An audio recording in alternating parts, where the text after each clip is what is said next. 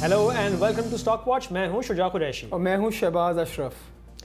Okay, आज हम Pakistan petroleum और मुगल स्टील के रिजल्ट्स का रिव्यू करेंगे जो फ्राइडे को अनाउंस हुए, और इसके अलावा हम ओजीडीसी और पायनियर सीमेंट के रिजल्ट्स का प्रीव्यू करेंगे। So stay tuned. सबसे पहले अगर मार्केट का जायजा लिया जाए तो इस हफ्ते आगाज़ तेज़ी से हुआ, और जो हमने पिछले हफ्ते बात की थी कि बहुत कंसर्न्स हैं कि लेवरेज पोजीशंस बहुत बढ़ गई हैं, रेट्स बढ़ रहे हैं, उसका बिल्कुल भी हमें कोई इम्पैक्ट नज़र नहीं आया इस हफ्ते मार्केट पे, और बुलिश स्टार्ट हुआ और थ्रू आउट दी वीक हमने बुलिश ट्रेंडिंग देखा। अक्रॉस द बोर्ड हमको बाइंग नजर आई, तमाम सेक्टर्स ही काफ़ी तेज़ हमको नजर आए। So at the end who took the week, bulls और bears? Let's find out.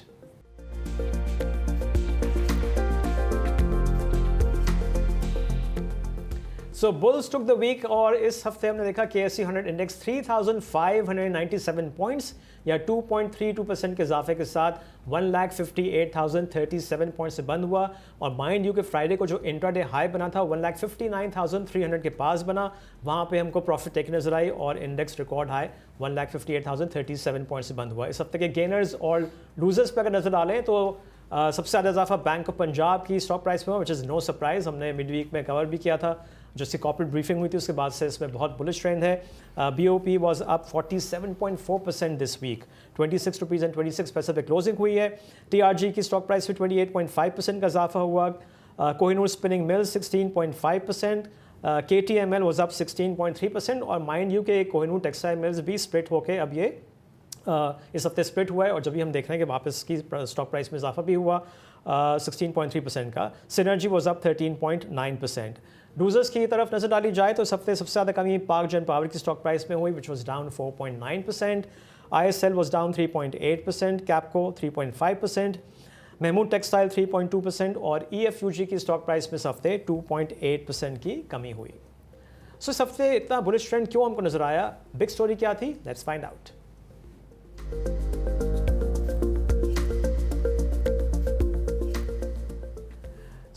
Pakistan और सऊदी अरब के दरमियान जो डिफेंस पैक्ट हुआ है उसको लोग कह रहे हैं कि ये मेजर रीज़न था, लेकिन ये ऑफ कोर्स खबर आई वेंसडे इवनिंग, और थर्सडे को इसका इम्पैक्ट मार्केट में नज़र आया। लेकिन मार्केट इस हफ्ते शुरू से ही हमको, जैसे मैंने बताया कि पहले दिन से ही काफ़ी बुलिश ट्रेंड नज़र आ रहा था, और उस वक्त थोड़ी सी ये भी रूमर्स थी कि दफ़ा फिर वही पावर सेक्टर सेक्युलर डेट की साइनिंग होने वाली है। ये भी रूमर्स मार्केट में गर्दिश करी थी, वो ऑफ कोर्स नहीं हुई, बिकॉज अगर उसमें प्राइम मिनिस्टर का इन्विटेशन है, वो इसको बाकायदा अनाउंस करेंगे, तो वो ऑफ कोर्स सऊदी अरब और इंटरनेशनल उनके, इसके बाद वो लंदन जा रहे हैं, फिर वहाँ से वो US जाएंगे, तो उनके दौरे थे, तो वो ऑफ कोर्स रूमर ही थी। बट ऑफ कोर्स इसके अलावा लिक्विडिटी मजीद हम देख रहे हैं कि मार्केट में आ रही है, और ये भी एक रीज़न है कि हमको कंटिन्यूसली बुलिश ट्रेंड मार्केट में नज़र आ रहा है। अच्छा, इस हफ्ते कुछ जो डेटा आया है उस पर नज़र डाल लेते हैं। सबसे पहले लार्ज स्केल मैन्युफैक्चरिंग के नंबर्स अनाउंस हुए, और ये नंबर्स हैं जुलाई 2025 के। LSM वाज अप 9%, तो ये हमने देखा है कि थर्ड या फोर्थ कंसेक्यूटिव मंथ है शहबाज के हमको LSM में ग्रोथ नजर आया। अगर आप देखिए पूरे साल का जो टारगेट है large scale manufacturing for FY26 at about 4% का ग्रोथ है। So yes, of course because of interest rates coming down, if we expect the same growth to continue, so जो ओवरऑल टारगेट है गवर्नमेंट का, we can achieve that in year by year end. मगर एक और आप चीज़ देखें, यही number last year FY25 में नेगेटिव ग्रोथ आई थी 0.9% की, whereas government was expecting a growth of negative 1.5%। So yes, साल का आगाज़ अच्छा हुआ है, और इसमें आई थिंक मेजर रीज़न एक लो बेस इम्पैक्ट का भी है, इफेक्ट भी है। हम देख रहे हैं अक्रॉस द बोर्ड जो आपकी इंडस्ट्रीज़ हैं, वेदर ऑटोमोबाइल हो या कोक एंड पेट्रोलियम हो या मिनरल्स हो या बाकी चीज़ें हो, वो हम देख रहे हैं कि एक मोमेंटम पिकअप हो रहा है, because of overall confidence economy में थोड़ा बेहतर है। राइट। अच्छा, इसके अलावा करंट अकाउंट के नंबर्स भी रिलीज़ हुए, और अगर हम अगस्त के नंबर्स देखें तो एक दफ़ा फिर डेफिसिट है $245 मिलियन का, और इस तरह से इस फिस्कल ईयर के जो 2 महीने हैं उसमें हमको करंट अकाउंट डेफिसिट 624 मिलियन का नज़र आ रहा है। अच्छा शहबाज, यहाँ पे जुलाई के नंबर्स जो हैं वो चेंज हुए हैं, तो उसके बारे में बताएं। जी बिल्कुल, आई थिंक जुलाई के नंबर्स देखें, इनिशियली जो लास्ट मंथ रिपोर्ट हुए थे वो अबाउट $250 मिलियन के थे, डेफिसिट था। अब यही नंबर रिवाइज डाउन हो गया, रिवाइज अप हो गया है, डेफिसिट टू $354 मिलियन का नंबर आ गया। उसमें हमने देखा है कि यस, जो ट्रेड डेफिसिट है, जो स्पेशली गुड्स की ट्रेड डेफिसिट है, वो फ्लैट रहे हैं, बट जो आपकी सर्विसेज की जो आपका ट्रेड डेफिसिट है वो थोड़ा ऊपर गया है, जिसकी वजह से हमने देखा है कि नंबर रिवाइज अप हुआ है। बट अगर आप देखें 2 महीने का नंबर आया है तकरीबन $650 मिलियन का डेफिसिट आया है, $650 को आया है। अगर इसी को आप एनुअलाइज कर दें तकरीबन डेफिसिट बनता है अबाउट $3 बिलियन का, और गवर्नमेंट और स्टेट बैंक का टारगेट है कि पूरे साल का जो होगा डेफिसिट वो तकरीबन 0 to 1% ऑफ जीडीपी होगा। अगर मैक्सिमम फंड में देखें वो $4 बिलियन का डेफिसिट बनता है। सो ऑफकोर्स हम ये देख रहे हैं कि जो of course because of growth momentum जो हमने देखा है इस साल जीडीपी ग्रोथ एक्सपेक्टेड तकरीबन 4.5% की आएगी। हो सकता है बिकॉज ऑफ फ्लड्स वो नंबर नीचे आ जाए, बट अगर हम कंपेयर करें पिछले साल से डेफिनेटली ग्रोथ है। तो उसके लिए हम चीज़ें देख रहे हैं कि यस इंपोर्ट्स भी बढ़ रही हैं, एक्सपोर्ट्स भी बढ़ रही हैं, बट इंपोर्ट ज़्यादा तेज़ी से बढ़ रही हैं और रेमिटेंसेज भी डिसेंट लेवल पे हैं। बट अभी जो भी नंबर है बहुत मैनेजेबल है, तो हम देखते हैं आगे जाके किस तरह ये नंबर ग्रो होता है। और आई थिंक फिलहाल ये numbers in line with the governments and state bank target है। ओके, चलें अब हम थोड़ा रिजल्ट्स का रिव्यू कर लेते हैं। पाकिस्तान पेट्रोलियम और मुगल स्टील के रिजल्ट्स अनाउंस हुए फ्राइडे को। पहले पीपीएल के रिजल्ट्स पे अगर नज़र डालें तो फोर्थ क्वार्टर में कंसोलिडेटेड बेसिस पे अर्निंग्स पर शेयर ₹6.65 की रही है, which is down 17% quarter on quarter. और फोर्थ क्वार्टर के रिजल्ट्स के साथ ₹2.5 का डिविडेंड भी अनाउंस किया। फुल ईयर की अर्निंग्स पूरे साल की ₹33.06 रही हैं, which is down 22% year on year. और ये ₹2.5 जो अनाउंस हुआ है फोर्थ क्वार्टर के साथ, इस तरह से पूरे साल का जो डिविडेंड है वो ₹7.5 बनता है। फोर्थ क्वार्टर की हाइलाइट्स पर अगर नज़र डाली जाए तो पीपीएल की net sales were down 19% quarter on quarter basis पे टू ₹52.4 बिलियन। एक्सप्लोरेशन कॉस्ट में इनका इजाफा हुआ है, it was up 14% quarter on quarter और ये ₹5.66 बिलियन की रहीं।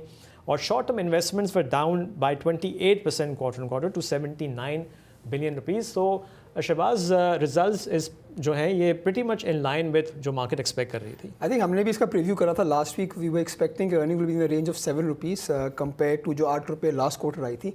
अगर आप देखें जो मेजरली जो 17% का डिक्लाइन आया अर्निंग्स में वो is because of sales. Sales देखें क्वार्टर एंड क्वार्टर वो 19% डाउन है बिकॉज ऑफ ऑयल प्राइसेस वो ऑलमोस्ट वो डाउन। हाइड्रोकार्बन प्रोडक्शन जो ऑयल एंड गैस वो भी डाउन था। मगर एक चीज़ इसमें जो अगर आप देखें एक्सप्लोरेशन एक्सपेंस है वो भी थोड़ा बड़ा है because of high exploration activities, no not driver expense. But अगर आप इसमें एक इंटरेस्टिंग चीज़ है, ऑफकोर्स रिजल्ट तो इन लाइन था, डिविडेंड भी एक्साइटिंग नहीं था, ₹2.5 का डिविडेंड आया, हम ₹3 एक्सपेक्ट कर रहे थे। मगर अगर आप एक चीज़ देखें कि इसका जो लास्ट क्वार्टर जो शॉर्ट टर्म इन्वेस्टमेंट्स थी वो ₹110 बिलियन की थी, राइट। बट दिस क्वार्टर वो काफ़ी नीचे आ गई हैं, अबाउट 78 बिलियन हो गई हैं। उसका मेजर रीज़न ये है कि पीपीएल ने इस क्वार्टर सुई एक्सटेंशन लीज की एक पेमेंट थी ₹32 बिलियन की, वो करी है, जिसकी वजह से कोई वन ऑफ इस चीज़ में नहीं है, वो एक्सपेक्टेड था। ये जो लीज थी एक्सपायर हो रही 2025 में एक्सपायर हो रही थी और इसको एक्सटेंशन 2015 में मिला था, 10 साल का एक्सटेंशन था, उसकी पेमेंट ड्यू थी, तो ये पीपीएल ने पेमेंट करी है। बट एक चीज़ अच्छी है कि इसमें अगर आप रिज़ल्ट देखें जो अभी लेटेस्ट क्वार्टर का है, given the oil prices trend and the production trend which we're seeing in oil and gas production, हम एक्सपेक्ट कर सकते हैं कि जो ये अर्निंग है ₹6.5, ₹7 की earning could be sustainable for the next few quarters. But I think last time ये बात करी थी, ऑफ कोर्स अर्निंग्स तो का मेजर ट्रिगर नहीं है। ट्रिगर वही है कि resolution of power debt, circular debt and then resolution of gas sector circular debt, तो वो देखते हैं उसमें क्या डेवलपमेंट्स होती हैं, तो उसके बेसिस पे स्टॉक्स। मगर अगर एक और मैं बात करूँ कि market has given a great return, बहुत सारे स्टॉक्स हैं जो 8 या 9 के मल्टीपल पे चल रहे हैं, मगर पीपीएल और ओजीडीसी शायद ऐसा फिलहाल ऐसे स्टॉक्स हैं जिसका मल्टीपल अभी भी अट्रैक्टिव है, they trading below almost 7 time multiple valuations. So अगर इस एंगल से भी देखें तो it makes sense to invest in PPL. अच्छा ना, पीपीएल के रिजल्ट्स को देखते हुए हम आगे बात करेंगे कि ओजीडीसी के रिजल्ट्स कैसे आ सकते हैं और उसमें पे आउट क्या बेहतर हो सकता है मार्केट एक्सपेक्टेशन से, बिकॉज ऑफ कोर्स ओजीडीसी को कुछ पेमेंट्स हुई हैं जो पुरानी इनकी। सॉरी मैं एक और चीज़ मेंशन करूँ regarding trade debts of Pakistan Petroleum, वो सीक्वेंशली हमने देखे फ्लैट रहे हैं। यही चीज़ लास्ट क्वार्टर थोड़े से बड़े थे, तो इसमें ये पॉजिटिव खबर ये है कि यस जो भी कंपनी सेल्स कर रही हैं उसको पैसे रिसीव हो रहे हैं, which is good for the company in cash flow perspective से। ओके, अब हम मुगल स्टील के रिजल्ट्स का रिव्यू करते हैं और फोर्थ क्वार्टर में अर्निंग्स पर शेयर रही है ₹1.48, which is up 110% quarter on quarter. कोई डिविडेंड अनाउंस नहीं किया और इस तरह से जो फुल ईयर की अर्निंग्स मुगल स्टील की बनती हैं वो ₹2.83 की बनती हैं, which is down 53% year on year. Fourth quarter की अगर हाईलाइट्स चेक की जाएँ तो मुगल स्टील की net sales were up 20% quarter on quarter to ₹23.2 billion.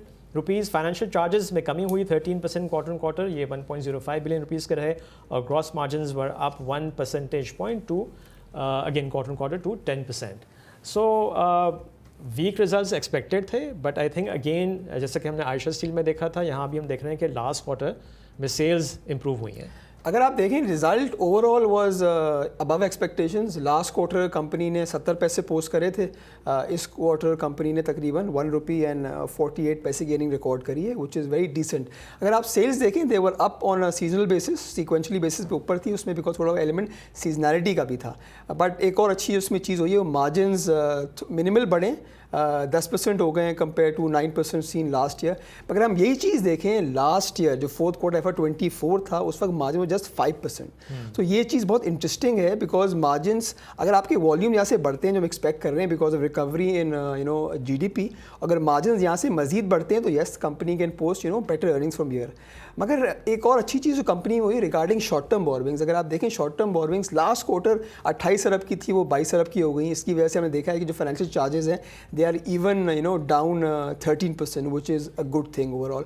मगर आप एक चीज़ देखें, अब लोग कहते हैं लास्ट ईयर तो सेल्स अगर आप देखें ईयर ऑन ईयर जो fourth quarter versus last year fourth quarter, sales are down but margins are up, almost double हो गए, but even then earnings are down. उसमें क्या हुआ था, उसमें आप ये देखें एलिमेंट के लास्ट ईयर उस कंपनी वॉज रिकॉर्डिंग लॉसेस और उसकी वजह से कंपनी ने एक टैक्स रिवर्सल रिकॉर्ड करा जिसकी वजह से मेजर अर्निंग टैक्स रिवर्सल की वजह से आई थी।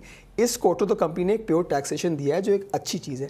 मगर एक और चीज़ एलिमेंट इसके अंदर ये है कि जो फोर्थ क्वार्टर में जो आपके सेलिंग एंड एडमिन एक्सपेंसेस है वो काफ़ी नीचे आए हैं। बिकॉज अभी हो क्या रहा है कि मोगल का पहले फोकस था ऑन सरिया बेचता था, आपको पता है, बट इनका फोकस नॉन फेरस भी था, मतलब they even used to sell copper and export copper.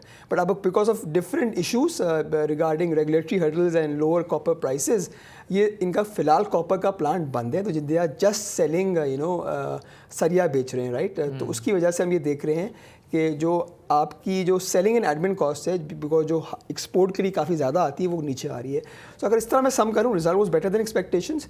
मगर ये चीज़ हो रही है कि आगे जाके इनका कोल पावर प्लांट ऑनलाइन आ रहा है जिसमें हम देख सकते हैं अगर इसी तरह की अर्निंग रहती है, थोड़ी बेहतर होती है, एक्ज्यूम हम करते हैं ₹1.5 की अर्निंग रहती है तो ₹6 की अर्निंग बन जाएगी। But because of coal power plant coming online in second half FY25 there is a possibility कि उससे ₹2 की सेविंग हो जाए, तो पूरे साल की अर्निंग तकरीबन ₹8 से ₹9 हो सकती है। और अब फर्स्ट क्वार्टर में जो फाटा पाटा का भी इम्पैक्ट हमको नज़र आएगा आई थिंक तमाम अक्रॉस द बिल्कुल बिकॉज जो बजट में जो डेवलपमेंट हुई थी positive for long and flat steel, उसका जो इम्पैक्ट है ज़्यादातर हमें नज़र आएगा फर्स्ट क्वार्टर FY26 में। So yes it's a good cyclical play. अगर आपको ये वीडियो पसंद आ रही है तो अभी सब्सक्राइब करें। और अब हम चलते हैं अपने गेस्ट की तरफ। आज हमको ज्वाइन कर रहे हैं वकास गनी जो हेड ऑफ रिसर्च हैं at GS global capital. Waqas, welcome to the show. Thank you Shuja. अच्छा वकास, पहले बताएं कि जो इस हफ्ते एक बड़ी डेवलपमेंट हुई है पाकिस्तान और सऊदी अरब के दरमियान एक डिफेंस पैक्ट साइन हुआ है, इसको काफ़ी पॉजिटिव कहा जा रहा है, तो आपका क्या कमेंट है इस पर?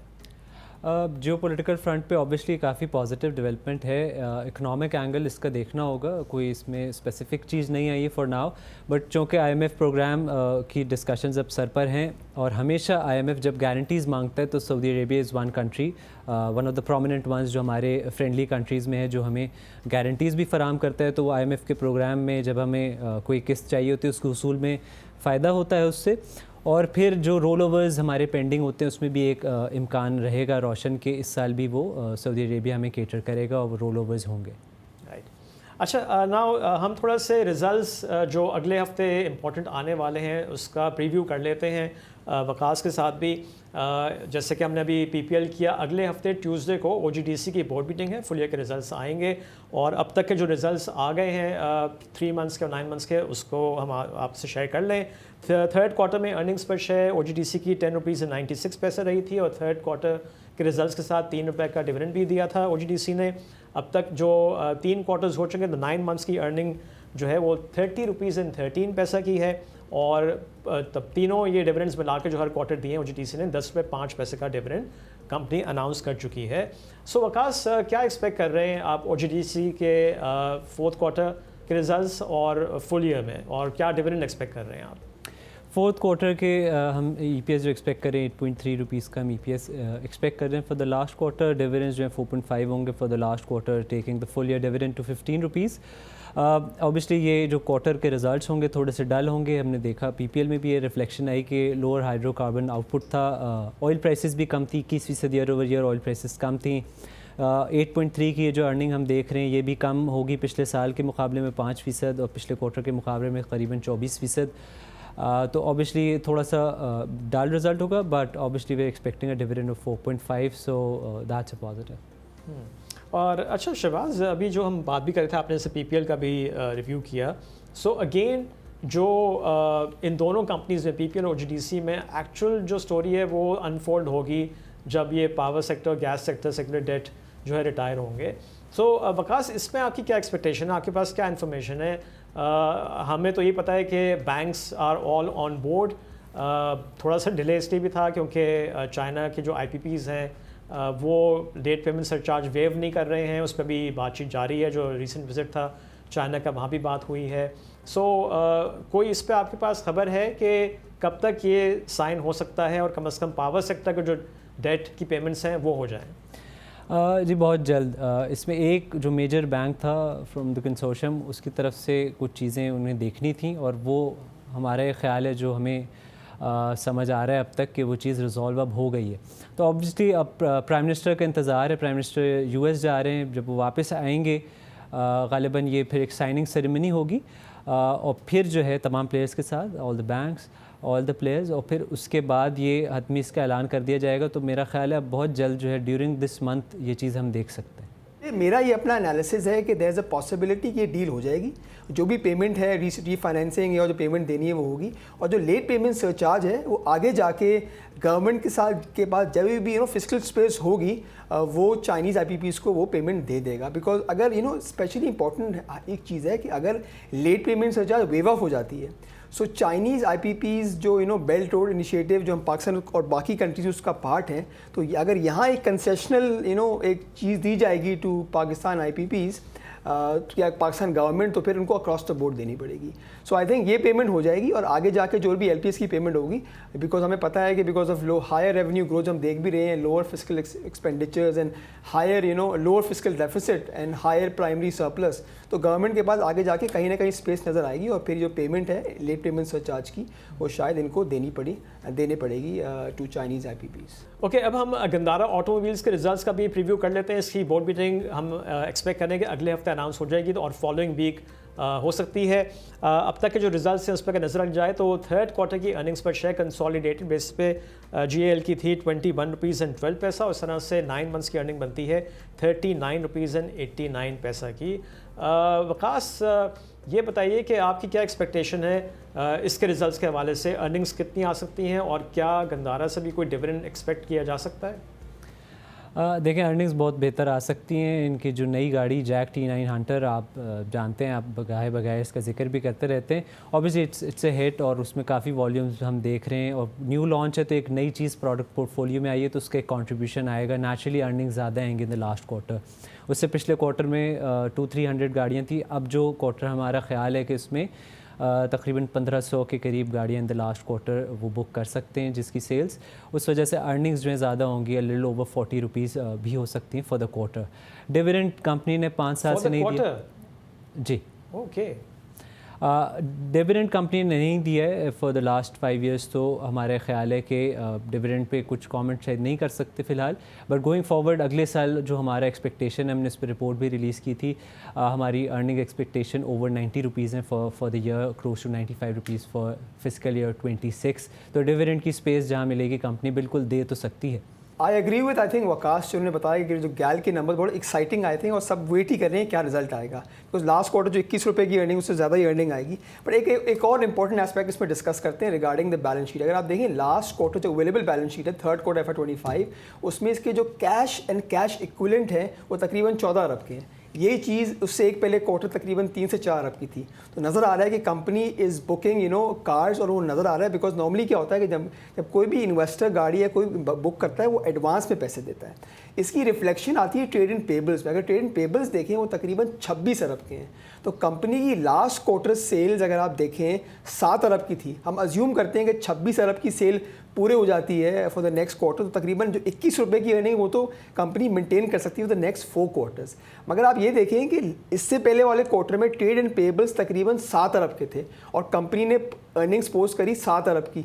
सो हम अज्यूम ये करें कि जो 26 अरब के पेबल्स हैं तो उसमें अगर आप अज्यूम करते हैं इवन 50% एडवांस फ्रॉम कस्टमर्स हैं तो numbers can be very robust, because I think management की गाइडेंस थी कि जो अब ये दे वर सेलिंग अबाउट 50 गाड़ियाँ on a daily basis, right?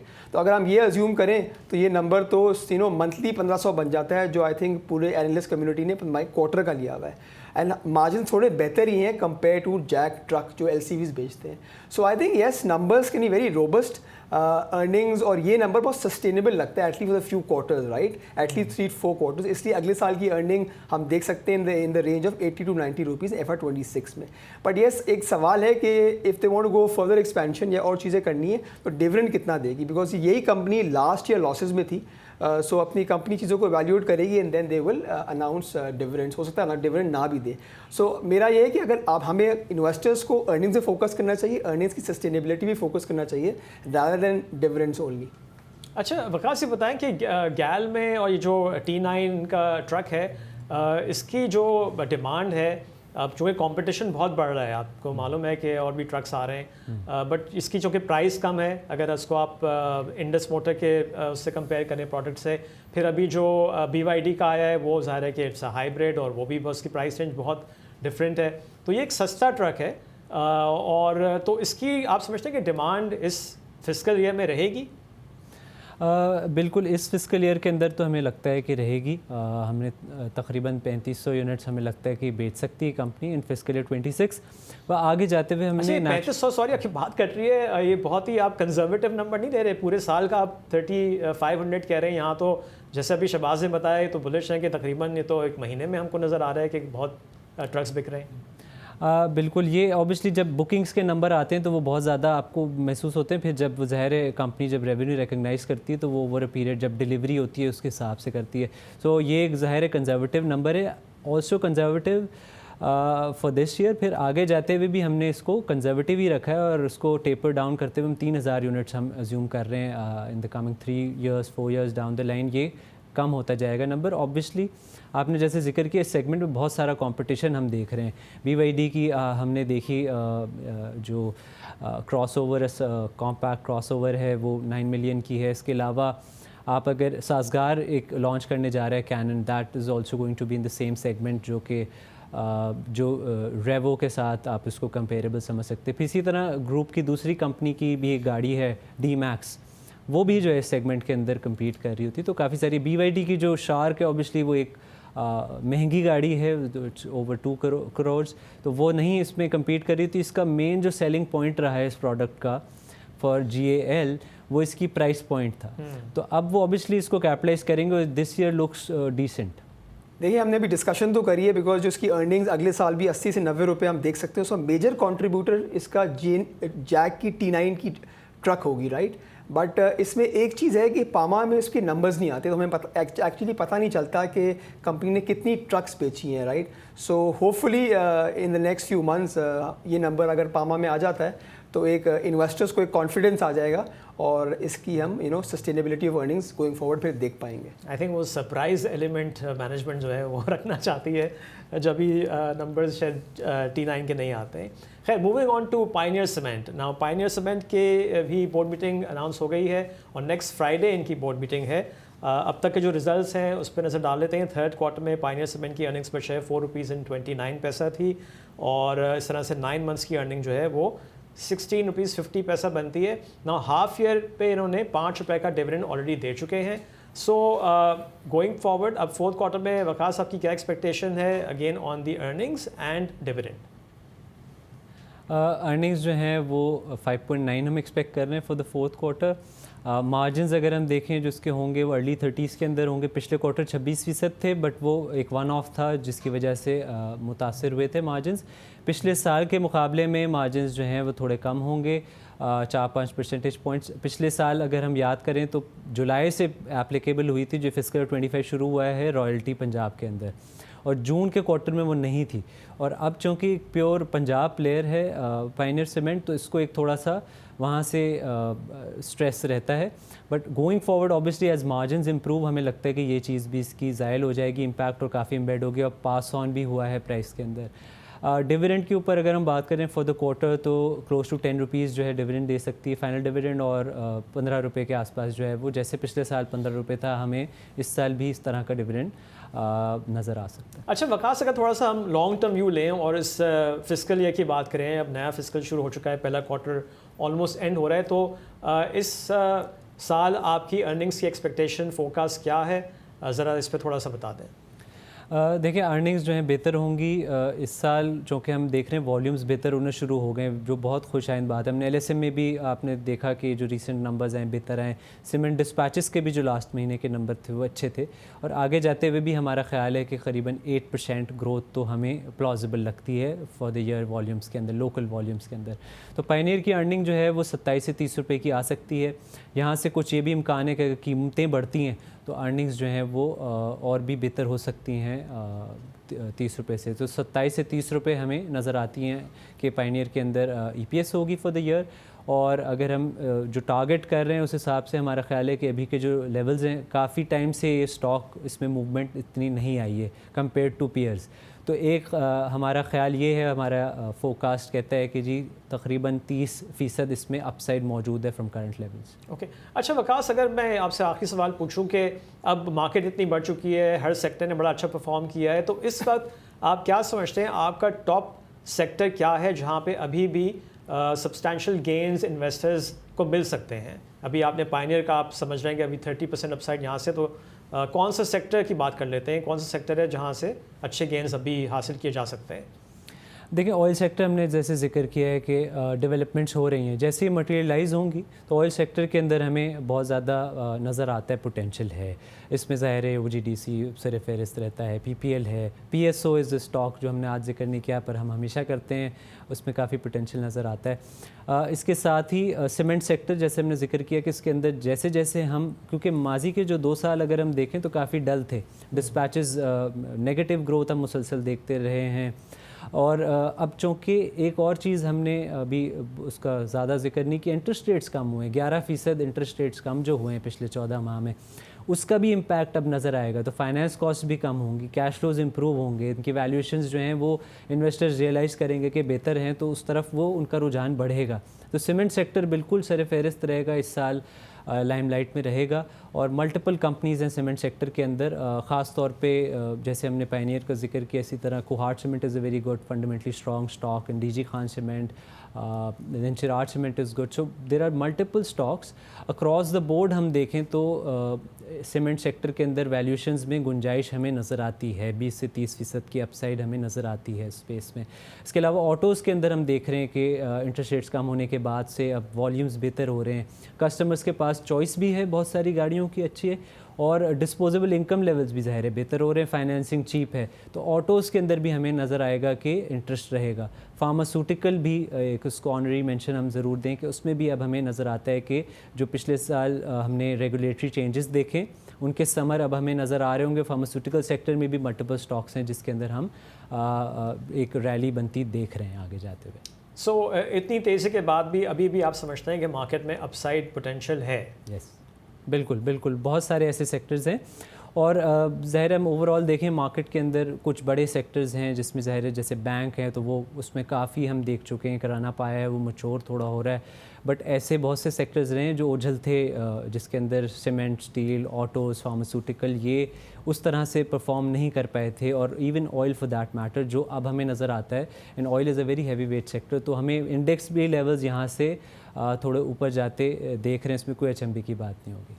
और अब नजर डालते हैं अगले हफ्ते के इवेंट्स पे। अगले हफ्ते भी कुछ इंपॉर्टेंट कंपनीज की बोर्ड मीटिंग्स है, starting from Monday. Balochistan glass, hi tech lubricant, netsol और BF बायो की बोर्ड मीटिंग्स मंडे को होगी। ट्यूसडे को OGDC की बोर्ड मीटिंग है, जिस पर अभी हमने डिस्कस भी किया। फिरोज सन्स, गरीबाल सीमेंट और लोड्स के फुल ईयर के रिजल्ट्स अनाउंस किए जाएंगे। वेंसडे को अमरेली स्टील और तारिक ग्लास की बोर्ड मीटिंग है। थर्सडे को फैक्टो सीमेंट और of course then forex reserves का डेटा भी आता है। फ्राइडे को पायनियर सीमेंट और पैंथर टायर्स की बोर्ड मीटिंग है और SPI का डेटा भी आएगा। अच्छा, इसके अलावा जो अगले हफ्ते कुछ स्टॉक्स एक्स हो रहे हैं, एक्स डिविडेंड हो रहे हैं, उसकी भी बात कर लेते हैं। फौजी सीमेंट मंडे को एक्स खुलेगा और इसमें ₹1.25 का डिविडेंड है। और इसके अलावा बलोचिस्तान व्हील्स 24 सितंबर को ये एक्स होगा, यहाँ पे ₹7 का कैश डिविडेंड कंपनी ने अनाउंस किया है। और हम चलते हैं कैंडल टॉक की तरफ।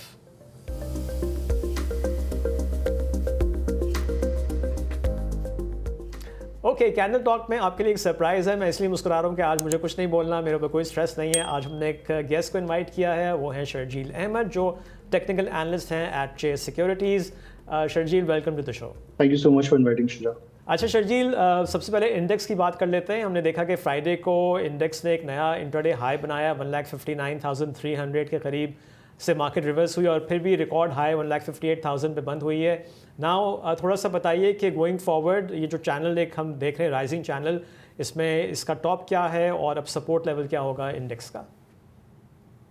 बिल्कुल, let's move on to the chart. Market में हमने रिसेंटली एक अच्छी बुलिश लेग देखी है। अच्छा, सबसे पहले तो जब भी मार्केट में तेजी होती है तो वो हमेशा 5 वेव स्ट्रक्चर में होती है, जिसमें प्रोबेबली हमने वेव 1 देखी थी, जहां पे मार्केट ने 1,02,000 का लो लगाने के बाद एक अच्छी रैली पोस्ट करी थी और 127,000 का हाई लगाया था। एंड देन मार्केट करेक्टेड, 116,000 का लो डिफाइन करा था ईरान इजराइल कॉन्फ्लिक्ट के दौरान। उसके बाद से हमने अभी तक मार्केट में जो है वो थर्ड वेव देखी है।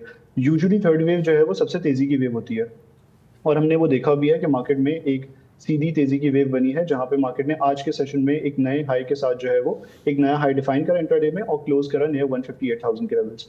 अब गोइंग फॉरवर्ड मार्केट अपने इस एक काफी क्रूशियल चैनल में ट्रेड कर रही है, जो हमने ब्लू कलर से डिफाइन करा हुआ है। इसका जो टॉप आ रहा है जिसको मार्केट पोटेंशियली मीट कर सकती है, वो 163,600 के लेवल्स के करीब आ रहा है।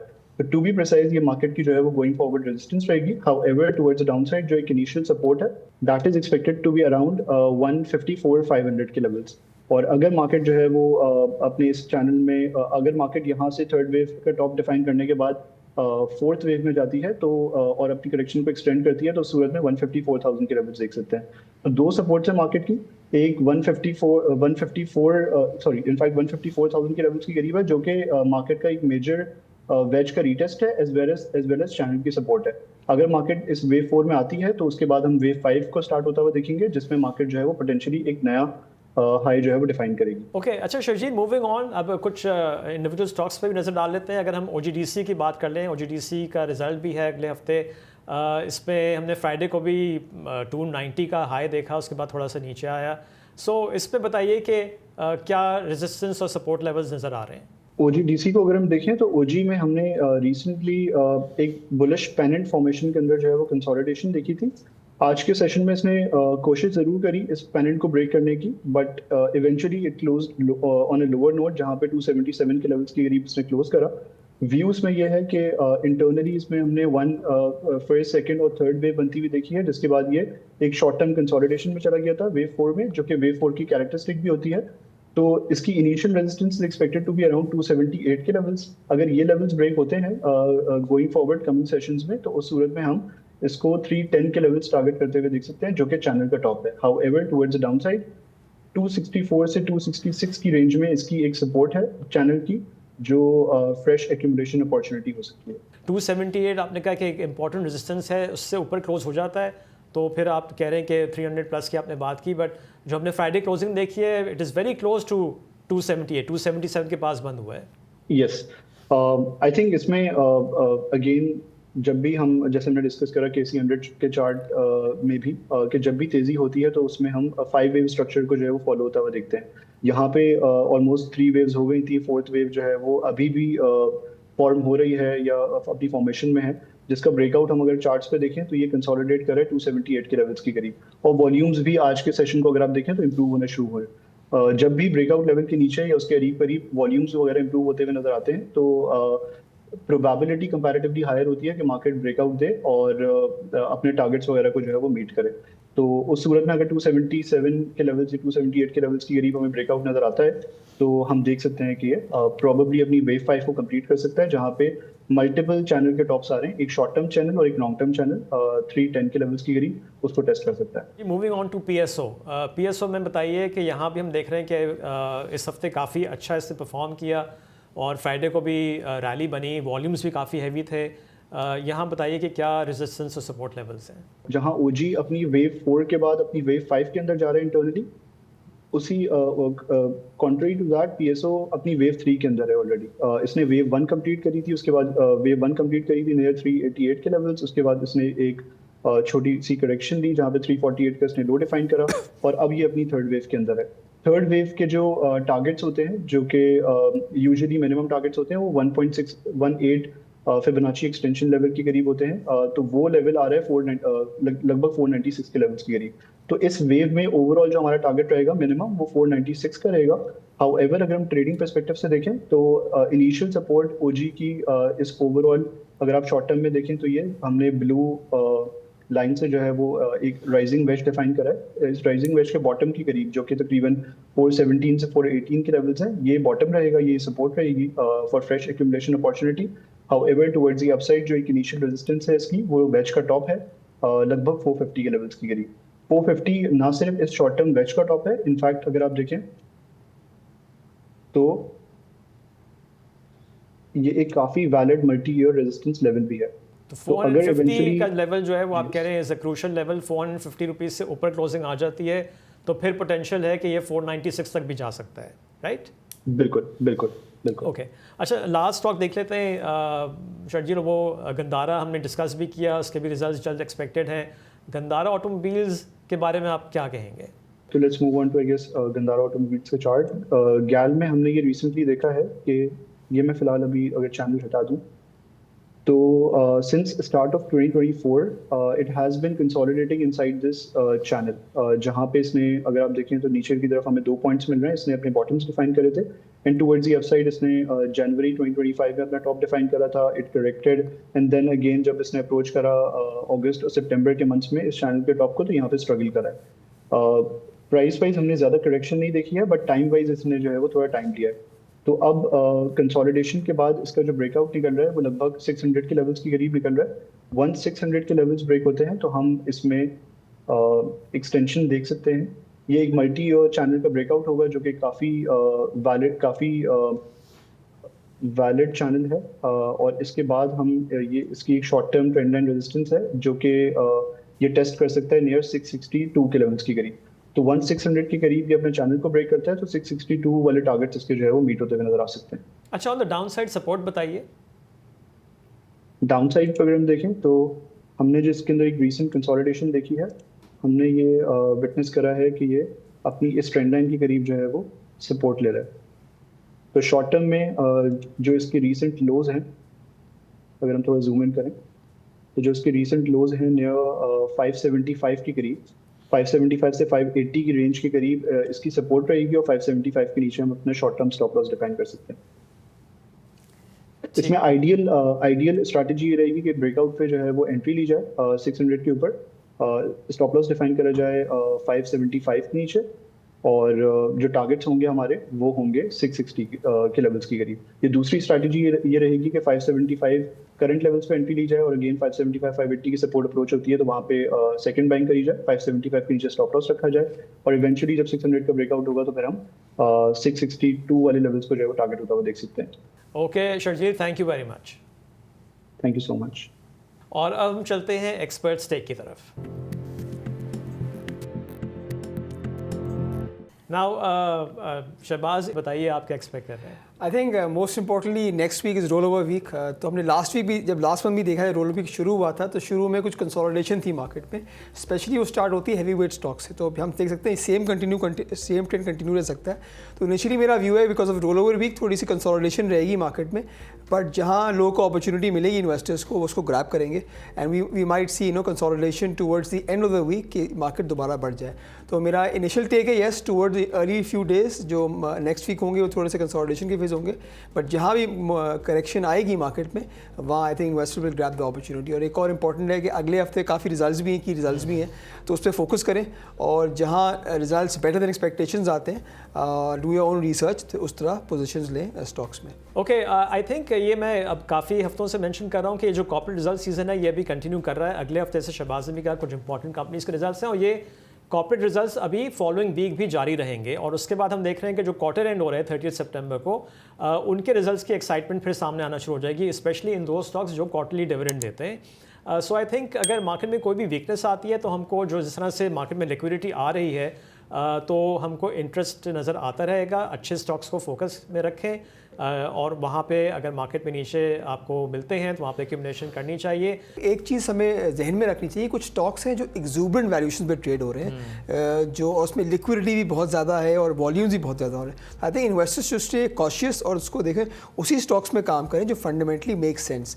अब अगर बहुत सारी चीज़ें अगर चल रही हैं फॉर सेक ऑफ, उस पर इन्वेस्ट ना करें, do your own research and then invest accordingly. Okay, और ये था इस हफ्ते का stock watch. Have a nice weekend, take care, खुदा हाफिज़।